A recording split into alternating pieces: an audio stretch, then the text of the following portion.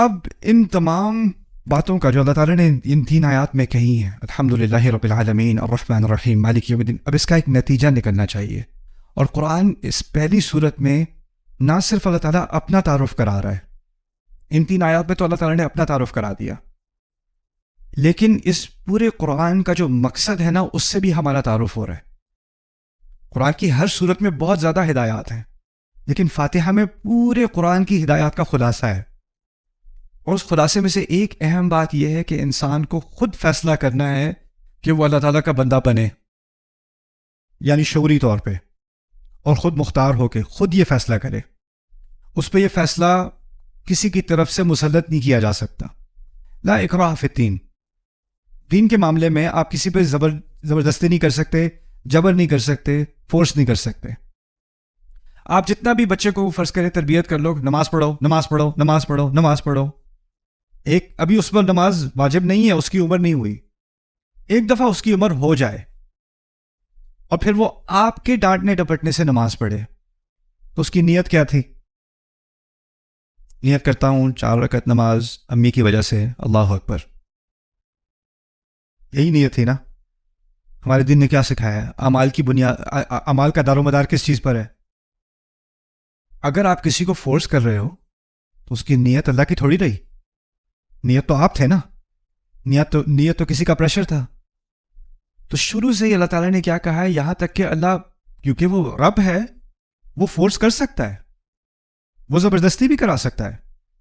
Police والا آپ سے گاڑی روڈ پہ زبردستی کرا سکتا ہے، آپ کو کہتا ہے کہ رک جاؤ تو آپ کو رکنا پڑے گا.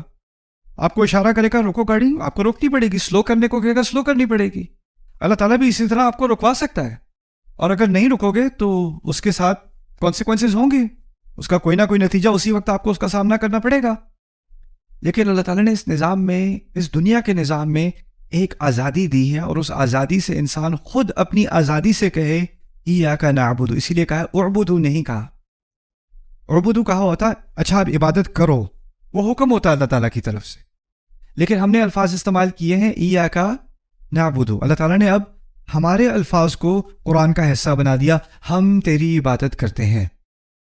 یہ بھی ایک عجیب بات ہوئی. پہلے الفاظ اللہ تعالیٰ کی طرف سے ہیں، الحمدللہ رب العالمین الرحمن الرحیم مالک یوم الدین. اس آیت میں اللہ تعالیٰ کی طرف سے آیت تو ہے، لیکن الفاظ کس کے ہوئے؟ اگر ہم کہیں ہم تیری ہی عبادت کرتے ہیں تو کس کے الفاظ ہوئے؟ ہمارے الفاظ ہوئے.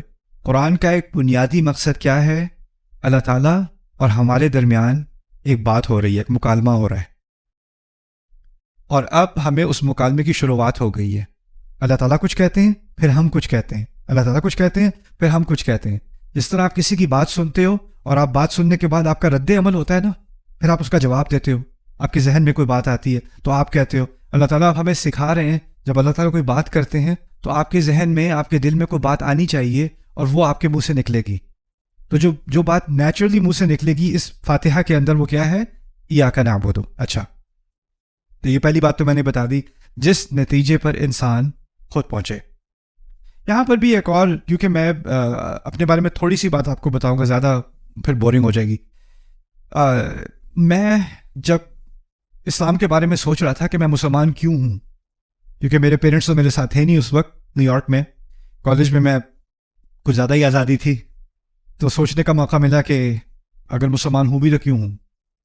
کیا اس لیے ہوں کہ میرے پیرنٹس والدین مسلمان ہیں، تو میرا جو دوست ہندو ہے اس کے والدین ہندو ہیں، تو اس وجہ سے وہ ہندو ہے. تو وہ تو کوئی عیسائی فیملی سے آیا ہو تو وہ عیسائی ہوگا، کوئی یہودی ہو تو وہ یہودی ہوگا. میری فیملی مسلمان ہے، پاکستان سے ہیں، تو میں مسلمان ہوں. اس کا اسلام کے حق ہونے سے تو کوئی تعلق نہیں ہوا. پھر دوسری بات یہ کہ جو اللہ تعالیٰ کو نہیں مانتے نا، ایک تو ہے کہ مختلف خداؤں کو مانتے ہیں، شرک کرتے ہیں. پھر ایک الحاد ہے. الحاد کیا ہے؟ کہ میں ایتھیسٹ ہوں، میں کسی خدا کو نہیں مانتا. جو ایتھیسٹ ہوتے ہیں نا، ان کی ایک کامن، ان میں ایک مشترک سوچ یہ ہوتی ہے کہ اگر واقعی کوئی خدا ہوتا تو اتنی ناانصافی کیسے ہوتی؟ تم کہتے ہو یہ خدا بڑی محبت کرتا ہے، اس کو الرحمن کہتے ہو. تو یہ جو بچہ کینسر کی وجہ سے مر گیا، یہ جو ماں مر گئی کار ایکسیڈنٹ میں، اس کا بچہ بھی رو رہا ہے، یہ کیسا الرحمن ہے؟ اس کو رحمت کہتے ہیں؟ اس قسم خدا کو مانتے ہو تم. اور تو ایک طرف تو وہ کہتے ہیں کہ اس کے اندر اس خدا کے اندر رحمت نہیں ہے. تم کہتے ہو رحمت ہے, مجھے تو رحمت نظر نہیں آ رہی. اس کی ہزاروں مثالیں دیتے ہیں. اس کے بعد وہ ایک اور بات بھی کرتے ہیں, وہ کہتے ہیں تم کہتے ہو کہ اس خدا یہ جو ہے یہ عدل کا مالک ہے, یہ عدل کرتا ہے. مجھے تو کہیں عدل نظر نہیں آتا. جو لوگ بزنس میں چیٹنگ کرتے ہیں, جھوٹ بولتے ہیں, رشوتیں دیتے ہیں, کرپشن کرتے ہیں, وہ آگے نکل جاتے ہیں. جو دیانتداری سے کام کرتا ہے, جھوٹ نہیں بولتا, رشوت نہیں کرتا, ملاوٹ نہیں کرتا, وہ کیا ہوتا ہے اس کے ساتھ؟ وہ پیچھے رہ جاتا ہے. جو اپنے پی ایچ ڈی پیپر میں کہیں اور سے کاپی کر کے ادھر ادھر سے کر کے سبمٹ کر دیتا ہے, اس کو پیپر مل جاتا ہے, اس کو ڈگری مل جاتی ہے. جو اوریجنل کام کرتا ہے وہ پیچھے رہ جاتا ہے. جس کے پاس سفارش ہوتی ہے وہ آگے نکل جاتا ہے, جس کے پاس سفارش نہیں ہوتی وہ پیچھے رہ جاتا ہے. تو یہاں تو ناانصافی کی جیت ہوتی ہے زیادہ تر. تم جتنا بھی کہتے رہو کہ یہ اگر خدا واقعی اتنا انصاف کرتا ہے تو اس کی ایک عام سی مثال ہے. اگر ایک انسان جان بوجھ کر غلط وجہ سے ایک دوسرے انسان کا قتل کرے تو اس کی کیا سزا ہونی چاہیے؟ اس نے جان دی ہے تو کیا ہونا چاہیے اس کے ساتھ؟ اس کی بھی جان لو. لیکن اگر ایک انسان 100 لوگوں کا قتل کر دے, ممکن ہے کہ نہیں؟ ایک انسان 100 لوگوں کا قتل کرے, کیا سزا دو گے؟ زیادہ سے زیادہ ایک ہی دفعہ قتل کرو گے نا. ایک دفعہ قتل کرنے کے بعد اس کے بعد آپ کیا کر سکتے ہو؟ جانے اس نے 100 لی, لیکن آپ تو اس کو ایک ہی دفعہ سزا دے سکتے ہو نا. تو یہ انصاف تھوڑی ہوا. تو دو بڑے جو اشکال, دو بڑی شکایتیں آتی ہیں خدا کے کانسیپٹ کے خلاف, اللہ کے خلاف. وہ ایک ہے کہ یہ تم کہتے ہو کہ یہ رحمان ہے, اس میں رحمت کہاں ہے؟ مجھے تو نہیں نظر آتی. اور تم کہتے ہو کہ یہ عدل ہے, یہ انصاف کرتا ہے, مجھے تو انصاف نظر نہیں آتا. پھر اس کے ساتھ ایک اور مسئلہ کھڑا ہوتا ہے کہ اگر کوئی بھی ایک رب کو مان لے, ایک الہ کو مان لے, جو ہر معاملے میں اس میں کوئی کوتاہی نہیں ہے, اس کے علم میں کسی چیز کی کمی نہیں ہے, اس کی حکمت میں کسی چیز کی کمی نہیں ہے, اس کی محبت میں کسی چیز کی کمی نہیں ہے, اس کے عدل میں کسی چیز کی کمی نہیں ہے. کیونکہ اگر ایک بھی کمی کسی بھی چیز میں ہو جائے تو وہ خدا نہیں ہو سکتا. بات واضح ہے نا؟ کیونکہ اگر کمی ہوئی تو خدا کیسا ہوا پھر؟ رائٹ. فاتحہ میں اس بات کا جواب ہے. فاتحہ میں اللہ تعالیٰ نے ہمارے اور اللہ کے رشتے کی بنیاد الرحمن رکھی, العدل رکھی. پہلے اپنا نام بتایا الحمدللہ, پھر بتایا تمام چیزیں اللہ کے بارے میں سیکھنے کے لیے پہلی چیز کیا سیکھنی پڑے گی. پہلا وصف اللہ کا, پہلی صفت کیا تھی فاتحہ میں؟ رب.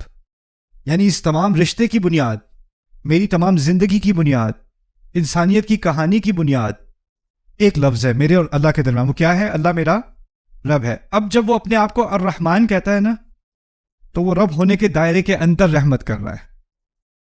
اور جب وہ مالک یوم الدین ہوگا تو وہ رب کے ناطے وہ فیصلہ کرے گا اس دن. یعنی اصل رشتہ میرا اس کے ساتھ کس چیز کا ہے؟ میں عبد ہوں اور وہ رب ہے. اچھا, اس رب نے کیا کیا؟ اس نے ایک فیصلہ کیا کہ جو میری رحمت ہے نا وہ 2 طرح کی ہے, ایک ظاہر اور ایک باطن.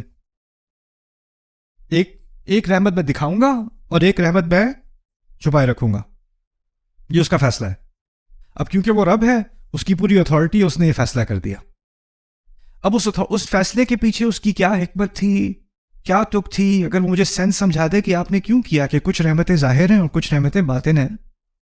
آپ کہو کہ کسی کی بیماری ہوئی ہے تو وہ تو عذاب میں ہے, لیکن اس کے پیچھے بھی کوئی نہ کوئی چھپی ہوئی کیا ہے؟ رحمت ہے. وہ مجھے نظر نہیں آ رہی. اب مجھے نظر نہیں آ رہی تو میں خدا سے کہوں ذرا مجھے بھی دکھائیں, ذرا کیا رحمت تھی اس کے اندر, مجھے تو سمجھ نہیں آ رہی. آپ پہلی بات بھول گئے. کیا ہے وہ آپ کے لیے؟ رب. اور رب کے ہونے کے ناطے اس کو کوئی پریشر نہیں ہے کہ وہ آپ کو سمجھائے کہ میں نے یہ فیصلہ کیوں کیا. دیکھیں, اگر جج یا پولیس والا آپ کو روکتا ہے نا تو آپ کو کیوں روکا مجھے؟ پتا نہیں ہے میں کام پہ جا رہا ہوں, سمجھاؤ ذرا کیوں روکا مجھے. آپ کیوں اس طرح بات نہیں کرتے جج کے ساتھ, ٹیچر کے ساتھ, پولیس والے کے ساتھ؟ کیونکہ کیا ہوتا ہے اس کے پاس اتھارٹی ہوتی ہے, تو آپ اس کی اتھارٹی کے اندر سرنڈر ہو جاتے ہو. رائٹ. اللہ تعالیٰ کے پاس ایک اتھارٹی ہے, اس اتھارٹی کے تحت اس نے کہا ہے کچھ رحمتیں تمہیں نظر آئیں گی, سمجھ میں آ جائیں گی, کچھ رحمتیں سمجھ نہیں آئیں گی, لیکن ہے رحمت پھر بھی. سورۃ الکہف میں اس کی طرف اشارہ کیا گیا ہے. وہ 3 واقعات جو موسیٰ علیہ السلام کے ساتھ ہوئے ہیں سورۃ الکہف میں, وہاں بھی یہی تو بات کی گئی ہے نا, رحمۃ من ربک وما فعلتہ عن امری. یہ سب اللہ تعالیٰ کی طرف سے, تمہارے رب کی طرف سے ایک رحمت تھی, موسیٰ علیہ السلام کو وہ جب 3 واقعات ہوئے ان کو رحمت نظر آئی کہ نہیں؟ وہ تو نظر نہیں آئی. بعد میں سمجھایا کیا یہ کیا تھا؟ یہ رحمت تھی کس کی طرف سے؟ من ربک. تو یہ رحمت اور رب کا تعلق سمجھ میں جب تک نہیں آئے گا نا تب تک انسان پوچھتا رہے گا تم تو کہتے ہو الرحمن ہے, مجھے تو رحمت نظر نہیں آ رہی. اصل میں تم رب کو نہیں سمجھے نا, اس لیے تمہیں رحمت نظر نہیں آ رہی. اصل بات یہ ہے. دوسری بات یہ ہے کہ واقعی اس دنیا میں ناانصافی ہے, اس میں کوئی شک نہیں ہے. اچھے کام کرنے والے لوگ اچھی زندگیاں نہیں گزارتے ہمیشہ, اور یہ اسلام کا دعویٰ بھی نہیں ہے. اسلام قبول کر لو زندگی آسان ہو جائے گی, اسلام کی ہدایات پہ چل لو کوئی مشکل نہیں ہوگی تمہاری زندگی میں, صحت مند ہو جاؤ گے, فیملی میں کوئی ڈرامہ نہیں ہوگا, پیسے کا معاملہ حل ہو جائے گا, صحت کا معاملہ حل ہو جائے گا, سوسائٹی کا معاملہ حل ہو جائے گا, ہر طرف سے نعمتیں آئیں گی تمہاری طرف, بس اللہ کی بات مان لو. اچھا جی میں ماننے کو تیار ہوں. کیا مثالیں ہیں؟ ابراہیم علیہ السلام کو دیکھو. ارے ابراہیم علیہ السلام نے اللہ کی بات مانی, گھر سے نکالے گئے, پھر آگ میں پھینکے گئے, پھر بچے کو ذبح کرنے کا حکم کیا, پھر صحرا میں یہ اچھا بڑا زبردست ریلیجن ہے, اس کو آپ فالو کریں آپ کی ساری مشکلیں حل ہو جائیں گی. اچھا یعقوب علیہ السلام کی طرح ان کے ساتھ کیا ہوا تھا؟ اولاد چھین لی گئی, سالوں سال روتے رہے ہیں, وہ بھی اللہ کے نبی. تو آپ کوئی پروڈکٹ کوئی چیز بیچ رہے ہوتے ہو نا تو آپ بینیفٹس دیتے ہو, یہ آپ یہ لیں تو آپ کا یہ فائدہ ہوگا. اسلام کی اگر آپ سیل کر رہے ہو, کسی کو آپ کنونس کرنا چاہ رہے ہو کہ بھی آپ اسلام میں آ جائیں, کیوں آؤں, کیا ملے گا مجھے اسلام میں آنے سے؟ اور آپ کو زندگی جو ہے ایسی زبردست ہو جائے گی, آپ سکون آئے گا ساری زندگی میں. اچھا کتاب دکھاؤ, اپنی کتاب کھول کے دیکھے گا جن لوگوں نے اسلام کو فالو کیا ان کی زندگی آسان ہے مشکل ہے؟ مشکل, اور پھر اور مشکل, اور پھر اور مشکل, اور پھر اور مشکل. یہ کیسی سیل ہے؟ اور صحابہ کے بارے میں سوچ لو, جس صحابی نے اسلام قبول کیا ہے اس کی زندگی اسلام سے قبول کرنے سے پہلے اس کی فیملی ہے, اس کی اچھی بھلی زندگی ہے, آرام سے زندگی گزر رہی, دوست ہیں, احباب ہیں, سوسائٹی ہے. جیسے ہی وہ مسلمان ہوتا ہے کیا ہوتا ہے؟ اس کی فیملی اس کی دشمن, اس کے دوست اس کو چھوڑ گئے, بزنس والے اس کے ساتھ بزنس نہیں کر رہے, بات اس سے کوئی نہیں کر رہا, اسے پاگل کہا جا رہا ہے, اس کو گالیاں دی جا رہی ہیں, اس کو سڑکوں میں مارا جا رہا ہے, اس پہ تھوکا جا رہا ہے, صرف ایک فیصلے کی وجہ سے, اسلام قبول کرنے کی وجہ سے. یعنی یہ ایک فیصلہ زندگی کو آسان نہیں بنا رہا. لگتا ہے قرآن کی روح سے کہ جب کوئی یہ فیصلہ واقعی دل سے کر لیتا ہے نا تو اس کی زندگی آسان نہیں ہوتی, اس کی زندگی بہت ہی زیادہ مشکل ہو جاتی ہے. تو یہ نتیجہ ہلکے دل والے لوگوں کے لیے نہیں ہے. اگر واقعی یہ بات سمجھ میں آ گئی ہے الحمدللہ رب العالمین الرحمن الرحیم مالک یوم الدین, تو سوچ سمجھ کے یہ فیصلہ کرنا پڑے گا ایاک نعبد. اور کیونکہ یہ فیصلہ بہت مشکل ہے اور اس کے ساتھ بہت ساری مشکلات کا سامنا کرنا پڑتا ہے, تو پھر جو جہاں سے انسان کو سپورٹ ملتی تھی نا دنیا میں, زندگی میں, ہو سکتا ہے وہ سارے راستے بند ہو جائیں. اسی لیے اب کہیں سے سپورٹ نہیں آئے گی, تو جس کی وجہ سے یہ فیصلہ کیا ہے اسی سے سپورٹ لینی پڑے گی. تو اب سمجھ میں آیا کہ اس کے ساتھ کیا بات جوڑی ہوئی ہے, ایاک نعبد و ایاک نستعین. یہ دونوں چیزیں آپس کے ساتھ اسی لیے جڑی ہوئی ہیں کیونکہ یہ فیصلہ آسان نہیں ہے. یہ کہنا آسان ہے, یہ فیصلہ آسان نہیں ہے. اب ہم نماز پڑھتے ہیں, نماز میں ہم ہر نماز میں اسی دعوے کی طرف واپس آتے ہیں جو اسلام کی بنیاد ہے. ایک طرح سے جو کسی کے مسلمان ہونے کا جو سفر ہے نا, اس سفر کا خلاصہ ہم ہر فاتحہ میں ہر رکعت میں پڑھتے ہیں. کہاں سے بات شروع ہوئی تھی, کس نتیجے پر ہم پہنچے, کس لیے ہم مسلمان ہوئے, ایاک نعبد.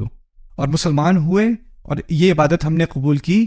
یہ عبادت جب ہم نے خود ہی اپنے طور پر آ کر قبول کی تو پھر ہمیں اس بات کا بھی اعتراف کرنا پڑا کہ یہ ہمارے بس کی بات نہیں ہے, اس میں بہت ساری مشکلات ہوتی ہیں اور اس میں بس اللہ تعالیٰ آپ ہی ہماری مدد کر سکتے ہیں. وہ ایاک نستعین. ٹھیک ہے, تو یہ بات, اب اس کے بارے میں بھی کچھ چیزیں ہم آبزرو کرتے ہیں. ایک طرف اللہ نے رب کا لفظ استعمال کیا تھا, اور میں نے کہا تھا رب ایسا لفظ ہے جس میں رشتہ ہوتا ہے. تو ایک طرف رب, دوسری طرف عبد, دوسری طرف عبد. اب عبد کے لیے یہاں پر ہم نے دیکھا کہ فعل کا استعمال ہوا ہے. پہلے بھی فعل اور اسم کے بارے میں بات ہوئی تھی, تھوڑی سی دہرا لیتا ہوں تاکہ آپ کا ذہن فریش ہو جائے. فعل میں ہوتا ہے ماضی, حال اور مستقبل, اور اسم میں کیا ہوتا ہے ہمیشگی, دوام, ہمیشہ کے لیے.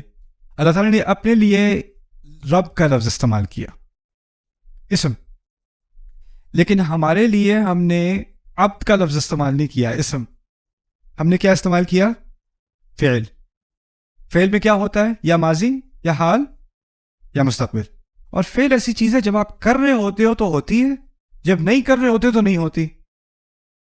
جیسے کھا رہا ہوں، کھا رہا ہوں کا مطلب ہے جب کھا رہا ہوں تو ہو رہا ہے، جب نہیں کھا رہا تو نہیں ہو رہا. لیکن اگر میں کہوں یہ کھاتا پیتا ہے، اب میں نے اسم استعمال کیا نا، اب وہ سو بھی رہا ہے تو کھاتا پیتا ہے. سمجھ رہے ہیں بات؟ ہم نے جب اپنے لیے فعل استعمال کیا تو ہم نے ایک بات کا ہم نے اعتراف کیا یہاں پر، اور وہ کیا ہے کہ ہماری عبادت میں اونچ نیچ ہوتی ہے، کبھی زیادہ کبھی کم، کبھی بالکل نہ ہونے کے برابر، کبھی بہت زیادہ. جیسے فعل میں بھی اونچ نیچ ہوتی ہے، اور فعل میں ہمیشگی نہیں ہوتی. ہمارے لیے ہم سے ہمیشہ کی عبادت ممکن نہیں ہے.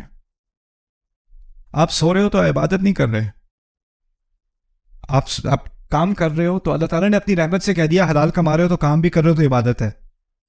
اپنی فیملی کے لیے آپ گروسریز کرنے، دودھ اور بریڈ وغیرہ لینے جا رہے ہو، حلال روزی سے اپنی فیملی کے لیے لینے جا رہے ہو تو وہ بھی عبادت ہے. لیکن اس وقت آپ شعوری طور پہ عبادت نہیں کر رہے، وہ تو آپ صرف دودھ لینے جا رہے تھے، بریڈ لینے جا رہے تھے، روٹی خریدنے جا رہے تھے، رائٹ؟ تو یہاں پر ایاک نعبد میں اللہ تعالیٰ نے ہمارے اوپر بہت رحم کیا ہے کہ ہم نے یہ دعویٰ نہیں کیا کہ ہم ہمیشہ ہر لمحے آپ کی عبادت میں ہوتے ہیں. یہ دعویٰ بہت بڑا ہو جاتا، اس پہ ہم میں سے کوئی پورا نہیں اتر سکتا تھا. لیکن ہم آپ کی عبادت کرتے ہیں، ہم آپ کی عبادت قبول کرتے ہیں اور کرتے ہیں. اس میں تھوڑی روم آ گئی، کرتے بھی ہیں اور کبھی کچھ ڈھیلے بھی پڑ جاتے ہیں، پھر کرتے بھی ہیں، پھر کبھی کوتاہی بھی ہوتی ہے، پھر کرتے بھی ہیں. اور اس جو وسعت ہے اس کے اندر، یہ بھی اللہ تعالیٰ کی طرف سے ایک بہت بڑی رحمت ہے. تو یہ ہے ایاک نعبد میں فعل کا استعمال. اوکے ہاں، اگر تم عبادت کرو کہا جاتا، وہ یہ بات تو میں نے پہلے کہہ دی تھی، اگر کہا جاتا کرو عبادت تو یہ ہمارا فیصلہ نہ ہوتا، اللہ تعالیٰ کی طرف سے حکم ہوتا. اور یہاں بات حکم کی نہیں ہو رہی، یہاں بات ہو رہی ہے آپ کی اپنی کمٹمنٹ کی. اب یہاں ہم خالصتاً تیرے بندے ہیں، اگر یہ کہا ہوتا، یعنی اگر کہا ہوتا نحن عباد لک خاصہ، ہم تیرے بندے ہیں خاص، صرف نحن عباد لک خاصہ، تو یہ دعویٰ بہت بڑا ہو جاتا، کیونکہ اس کا مطلب ہے میری زبان سے کبھی کوئی ایسا لفظ نہ نکلتا جو آپ کی عبادت کے سائے میں نہ ہو.